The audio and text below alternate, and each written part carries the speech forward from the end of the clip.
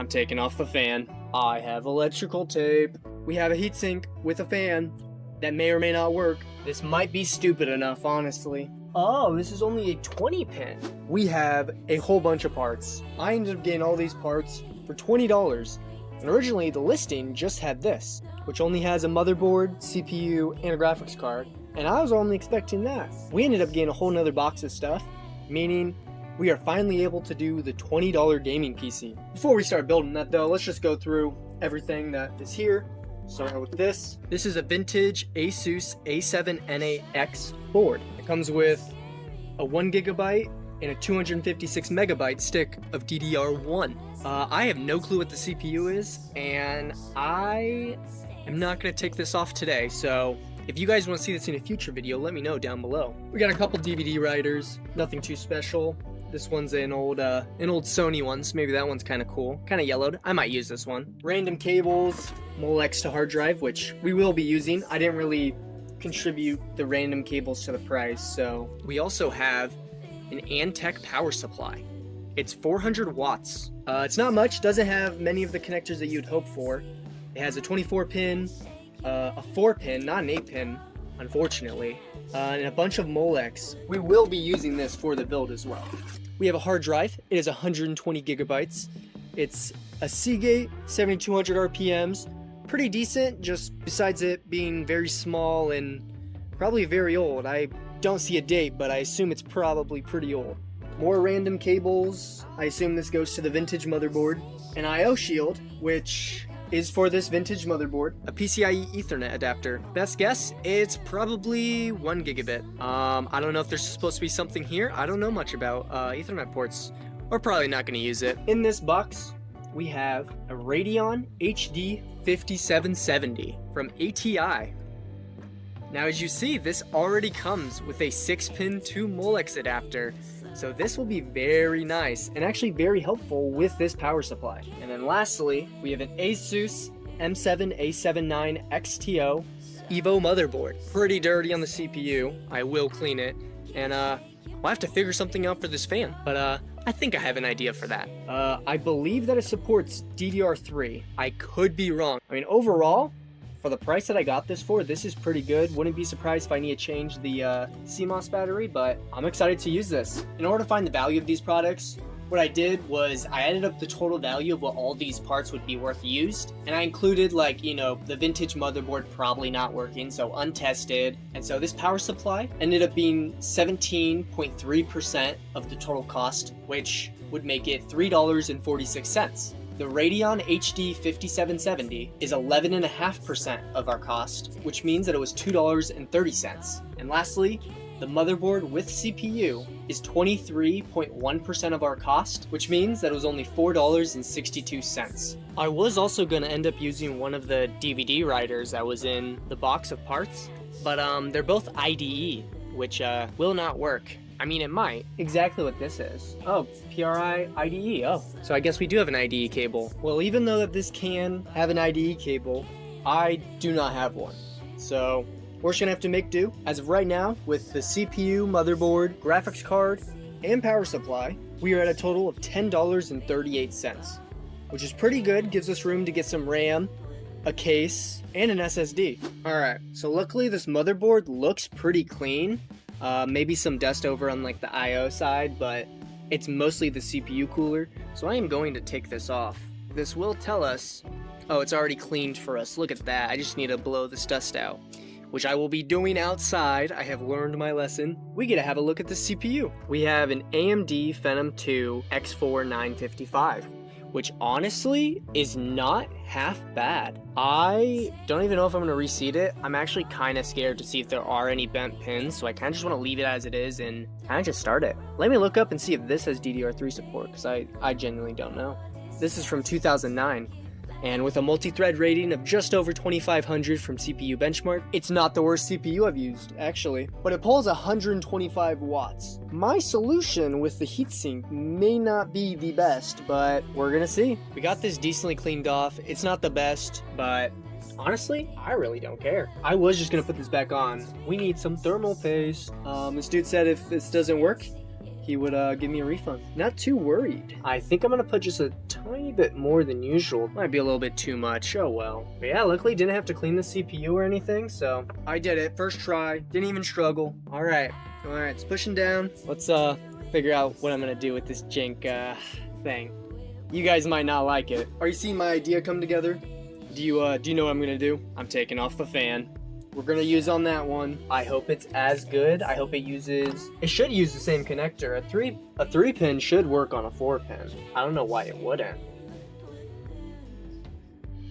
Alright, we got this top part off, and there's the fan. I'm gonna have to give this a little spray down too. Look at that. Ugh. That's gonna go on here. And I do not think it's gonna do well, but it's gonna be better than no fan. 125 TDP though? I don't know about that. I did an alright job.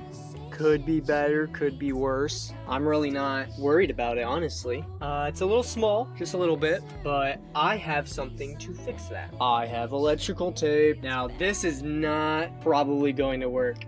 I do not recommend people to try this. Luckily, I'm not selling this PC. I have made many mistakes. I normally would not. Let's just start. I have no clue what I'm doing at this point. We're kind of just winging it, having fun. We have a heatsink with a fan that may or may not work. I don't know. We'll find out. Alright, the next thing we're going to work on is this graphics card. I'm going to open it up. It probably needs new thermal paste. I wouldn't be surprised, but I'm gonna give this a quick cleanup. I mean, there's a couple parts on this backside that I would like to hit with a isopropyl alcohol and a Q-tip. So while we're cleaning up this graphics card, let's take this time to just look at it and see what's on it. This is a 1GB card, which has 800 cores, has a 128-bit bus width, and it has GDDR5. It is running on the Juniper graphics processor, and it was released in Q4 of 2009. When released, this card was a mid-range graphics card, but honestly, it is going to struggle because of the 34.5% bottleneck that we have on this system, but it should do well for today. Wouldn't be surprised if there's more. No, that's it. That is it holding on this heatsink. And I was right, that thermal paste is crusty. There we go.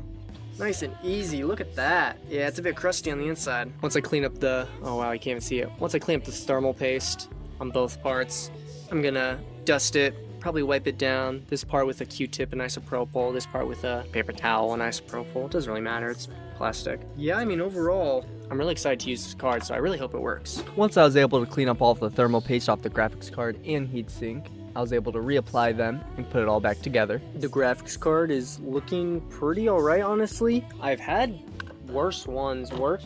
And I mean, this one, I was mostly able to get the dust out, honestly. I mean, I didn't really have an issue, so let's put this back together.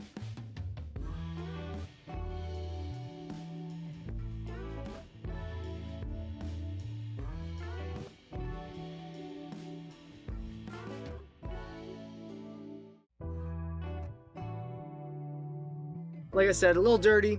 I've definitely had worse though, and I honestly think it should work. Really excited. They don't make graphics cards like these anymore. No more video game characters on the graphics cards. I'm excited. ATI Radeon. I mean, look at that. Now you might be wondering, what will we put all of this computer hardware in? I got this case from one of my old friends. It was sitting in his basement for who knows how long. No side panel, no back panel, no extra parts for this, so kind of just have to do what you do. We'll have no I/O. But we have a front panel. It does have a slot for DVD tray, which I was going to put in there, but like I said, do not have an IDE cable. Everything should work. The only thing is this is a big motherboard, and I genuinely do not know if it's going to fit in this case. We're about to find out. Yeah, before we do anything, we just have to see if this, no. The answer is no.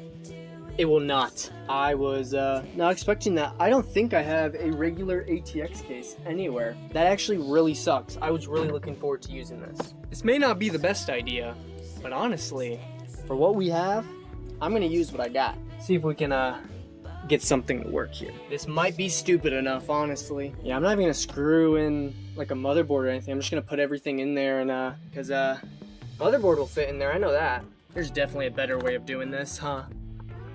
Oh wow, you guys can't even see what I'm doing. How amazing is that? Look at that, you guys can somewhat see now.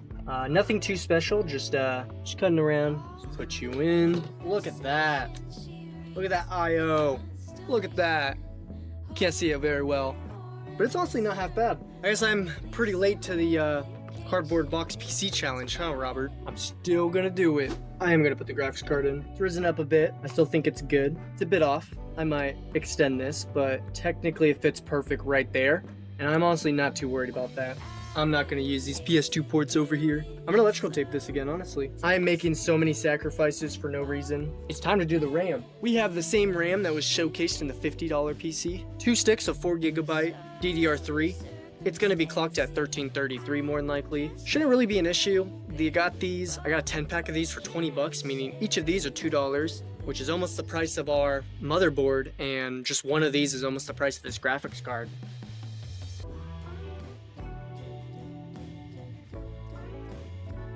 Look at this janky build. And the SSD we'll be using is the SanDisk 128GB SSD. I got a 10-pack of these off eBay for a little over $53, and this just comes out to a little over, it's like $5.36 or something like that. It's not much, but with only one Molex to adapter port, what much can you really do? I don't even know where I'm gonna put this. Let's move this over, get the power supply on this side, because where it's gonna be. And then I'll put up a monitor right here so we can do the first test boot. Over here, you still gotta plug it in and whatnot, but let's get this hooked up to the motherboard. Okay, I'm genuinely confused now. Are these not the same? Oh, this is only a 20 pin. Oh.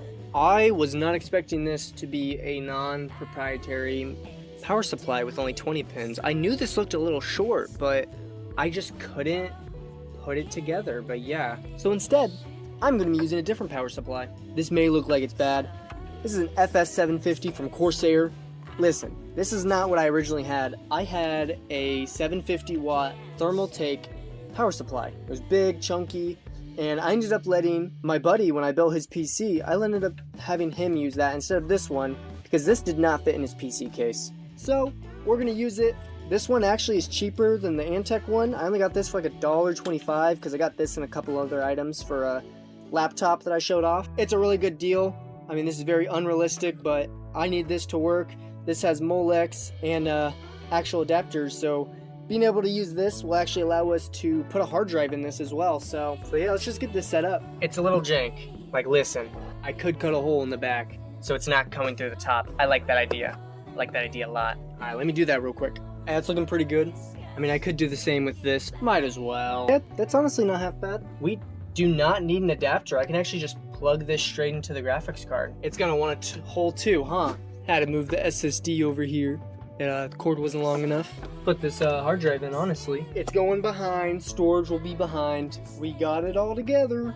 I think that should be everything. Should be able to boot this up now. Everything should be good. I still think I might want to electrical tape this.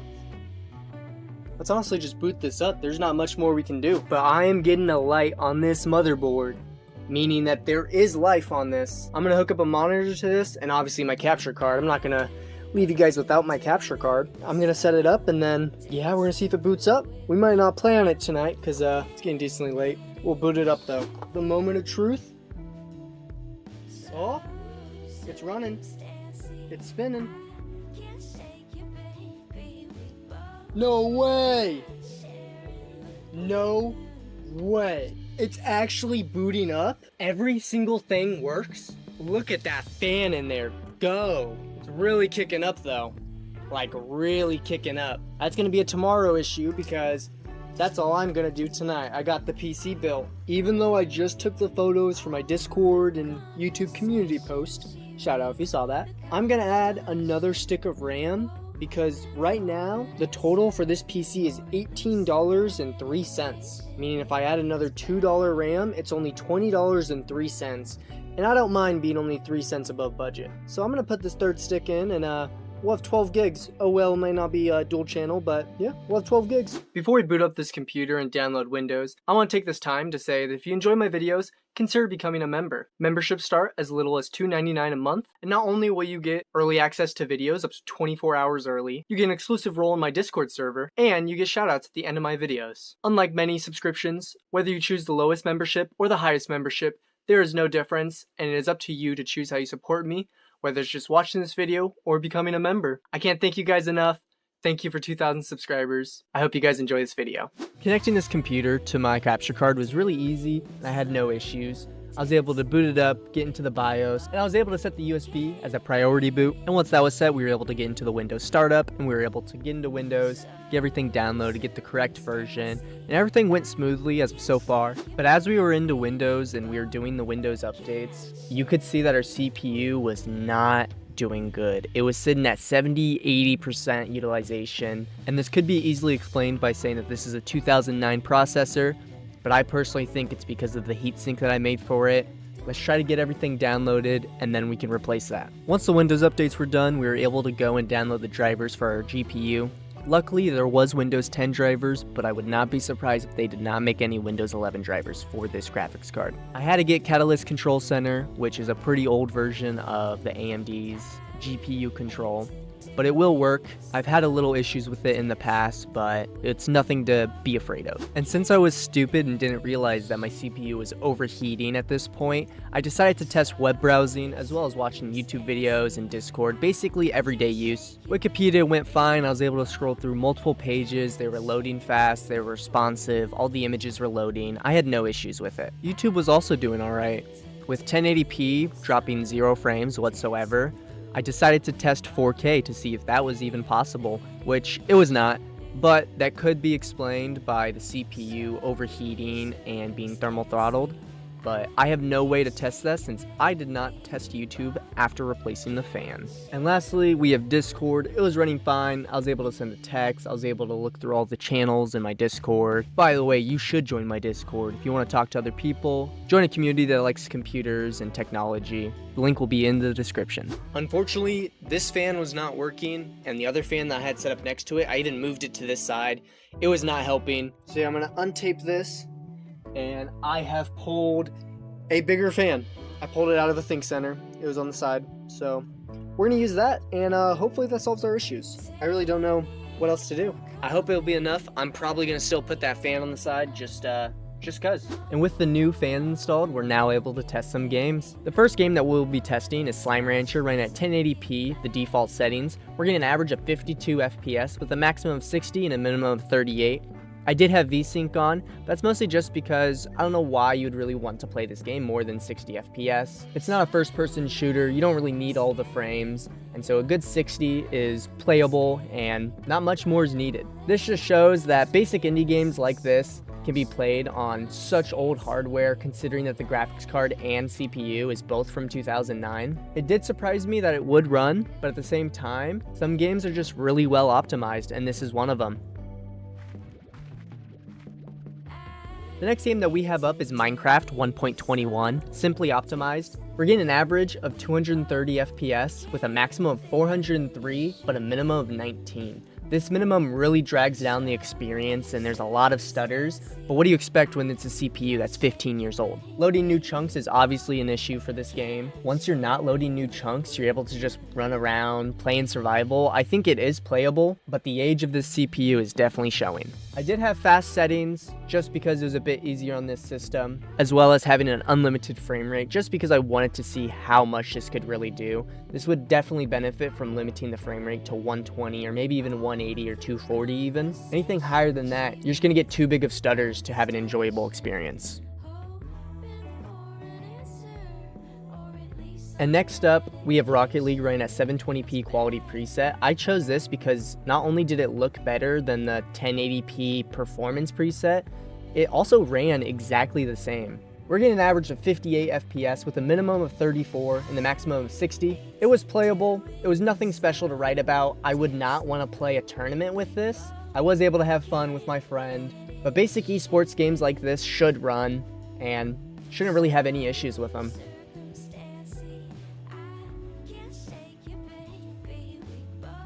But like I said, most esports games will work.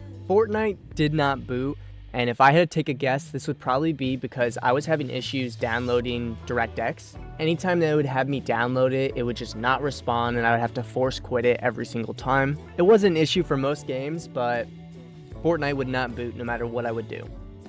And now for the next game that actually works, we have GTA 5 running at 720p normal settings. I would really compare this to the Xbox One / PS4 versions of this game. We're getting an average of 47 FPS with a maximum of 66 and a minimum of 35. It was very playable. The stutters were not bad whatsoever, and when it did, it never went under 30. If anything, this does beat the original Xbox One and PS4 versions of this game because those were locked at 30 FPS. The fact that we're almost getting 50 just driving around Los Santos, it's really surprising considering this was a AAA game released a few years after this graphics card and processor was released. I can't complain. It was very playable. I had fun. It did well. The last game that we have to test today is Fallout 4 running at 1080p low settings. We're getting an average of 33 FPS with a maximum of only 37 and a minimum of 16. Now this doesn't look great, but it does beat out the original Xbox One and PS4, which is at 720p around medium settings. And honestly, I would probably recommend that just to get a bit more frames and probably seeing that maximum hit closer to 60 and that minimum being closer to 30. But it was still playable. I mean, I played Fallout 4 on the Xbox for years, and it took me a while to even realize that it was locked at 30 FPS. Stutters are usual, but this is a AAA game from 2015, so what can you really expect? For only $20, this computer actually surprised me a lot. The fact that it's able to run the latest version of Windows 10, it can play games that were released years after both of the CPU and GPU were released. Like, this computer is basically a mid-range computer from like 2009. And the fact that we were able to play Rocket League and Fallout and GTA 5, you know, games that didn't come out years after, it's really surprising. Does this compete with the $50 gaming PC? Not really in terms of the graphics card. There was a good bottleneck towards the graphics card, and that does suck. I wish I was able to get a better graphics card to throw in here, but I got these as a bundle together and I might as well use them together. But besides this, I don't know much use that I could turn these into. Each day they get older and older, and there's less use for them. I mean, you saw earlier that the score for the CPU is 2500, which is comparable to very early i3s, and so there just doesn't really seem to be a use for it. The CPU is going to struggle in modern games like we saw. The graphics card, I mean, it could be a decent option, but for it going for about $20 used online, I just don't think it's a good option that you'd have other viable options for that same price. But I hope you guys liked this video. If you did, hit the like button down below, and subscribe if you're new, and I'll see you guys later.